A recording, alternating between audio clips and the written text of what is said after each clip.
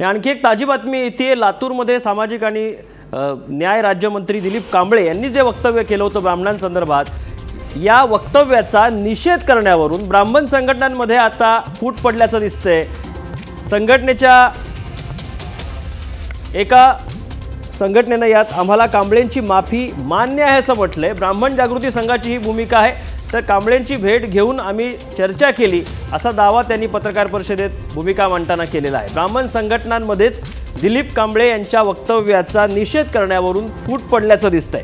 ब्राह्मण जागृती संघानं या ठिकाणी कांबळेंची माफी मान्य असल्याचं म्हटलेलं आहे। कांबळेंची भेट घेतल्यानंतर त्यांच्याशी आम्ही चर्चा केली आणि त्यांची माफी आम्हाला मान्य आहे अशी भूमिका ब्राह्मण जागृती संघानं घेतलेली आहे। लातूरमध्ये सामाजिक न्याय राज्यमंत्री दिलीप कांबळे यांनी भ्यायला मी काय ब्राह्मण आहे का असं वादग्रस्त वक्तव्य केलं होतं आणि त्यानंतर त्यांनी त्याची माफी देखील मागितली होती। मात्र आता ब्राह्मण संघटनांमध्ये दिलीप कांबळेंचा निषेध करण्यावरून फूट पडल्याचं दिसतंय। ब्राह्मण जागृती संघानं दिलीप कांबळे यांची माफी मान्य असल्याचं म्हटलंय। अधिक जाणून घेऊया, आमच्या पुण्याच्या ब्युरो चीफ प्राची कुलकर्णी आपल्यासोबत आहे। प्राची, फूट पडल्याचं दिसतंय, काय नेमकं झालंय?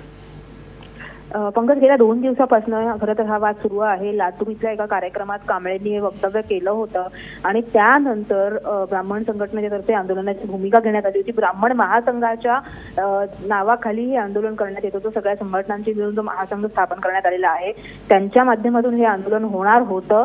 आज संध्याकाळी 4 वाजता हे आंदोलन दिलीप कांबळे यांच्या ऑफिस समोर पार पडणार आहे।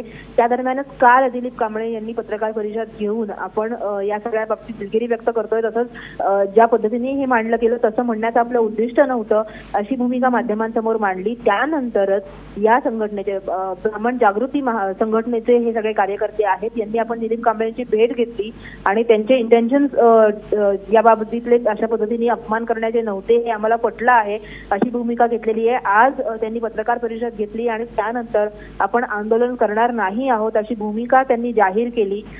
मात्र या आंदोलनाच्या बाबतीत काही चर्चा झालेली आहे का, जे आंदोलन करणार आहेत त्यांच्याशी काही चर्चा झालेली आहे का असं विचारल्यानंतर हे मात्र राजकीय पोळी भाजून घेण्याचा प्रकार असल्याचा आरोप त्यांनी केला। महासंघाचे कार्यकर्ते हे इतर राजकीय पक्षांशी संबंधित आहेत आणि म्हणून ते आंदोलन करतायत असा दावाही या संघटनेतर्फे करण्यात आला। मात्र या संघटनेचे जागृती संघटनेचे जर कार्यकर्ते बघितले तर 500 ते 600 कार्यकर्ते संपूर्ण राज्यभरात आहेत। त्यामुळे खरंच या संघटनेला या महासंघाच्या आंदोलनातर्फे किती महत्त्व दिलं जाणार आहे ते बघावं लागेल। एकूण जर पाहिलं तर ज्या पद्धतीने या पत्रकार परिषदेचे निरोपही देण्यात आले होते त्यावरून हे स्पष्ट होतंय की दिलीप कांबळेंनी कुठेतरी हे सगळं आपल्या अंगलट येत आहे त्या पार्श्वभूमीवरती एका ब्राह्मण संघटनेला आपल्या बाजूला करून घेण्याचा प्रयत्न केलेला आहे की काय? पंकज, नक्की धन्यवाद प्राची दिलेल्या या माहितीबद्दल। आणि या संदर्भात बोलण्यासाठी आपल्यासोबत विश्वजित देशपांडे आहेत, ब्राह्मण महासंघाचे कार्याध्यक्ष। विश्वजित देशपांडे, काय नेमकं घडले? फूट का पडली आहे? ब्राह्मण जागृती संघाला ही माफी मान्य आहे? नाही, ही ज्याची ज्या संस्थेने घेतलेली भूमिका आहे। अखिल भारतीय ब्राह्मण महासंघ ही देशामध्ये 14 राज्यात काम करते संस्था।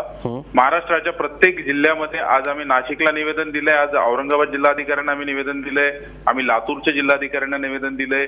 जवळपास 15-16 ठिकाणी आज आणि पुढच्या 2-3 दिवसात महाराष्ट्रभर हे आंदोलन अखिल भारतीय ब्राह्मण महासंघ तीव्र असेल।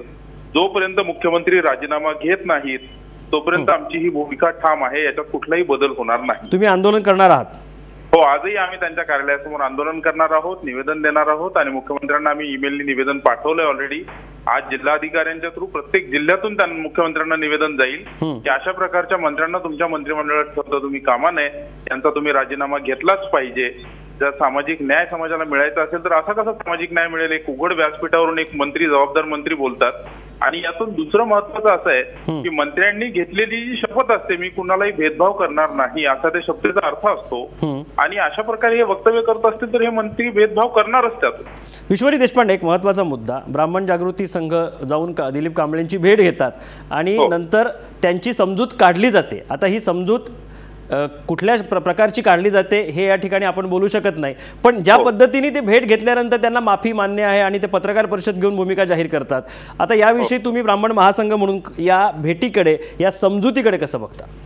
नाही, काय महाराष्ट्रात अनेक संस्था आहेत, प्रत्येक जण वेगवेगळ्या संस्था त्याचे पदाधिकारी असतात, ते त्यांचा निर्णय घेतात, तो त्यांचा निर्णय, त्यामुळे त्याबद्दल मी बोलणं योग्य नाही।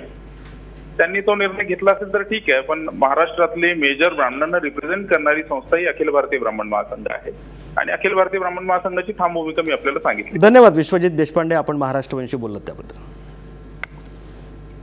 सामाजिक न्याय राज्यमंत्री दिलीप कांबळे यांनी लातूरमध्ये जे वक्तव्य केलं होतं त्याचे पडसाद उमटायला लागले. पुण्यातील ब्राह्मण महासंघ आक्रमक झाला, ज्यांच्या कार्याध्यक्षांशी आपण नुकतंच बोललो.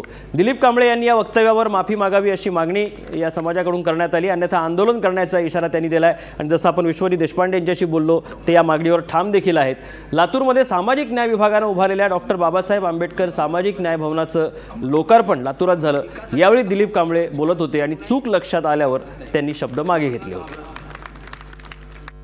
जोपर्यंत महाराष्ट्रातल्या मुख्यमंत्र्यांनी कांबळेचं खातं बदलून कांबळेला बडतर्फ करत नाहीत तोपर्यंत महाराष्ट्रातल्या सगळ्या कार्यक्रमात आम्ही कांबळेवर बहिष्कार घालू आणि तिथं निवेदन करू असं महाराष्ट्रातल्या तमाम ब्राह्मण सभेच्या वतीनं मी जाहीर. आता माननीय कांबळेच्या विरोधामध्ये आम्ही कोर्टात एक दावा दाखल करून आम्ही असं सांगितलं की पोलिसला त्यांच्यावर केस दाखल करायची परवानगी द्या. आता आम्ही कोर्टात अपील दाखल केलेलं आहे. ज्याला कोणाला माफी मागायची असेल त्यांनी समाजाची जाहीरपणे जाहीर कार्यक्रमात माफी मागावी, तरच समाज माफ करेल, नाहीतर त्याचा परिणाम येत्या निवडणुकीत दिसल्याशिवाय राहणार.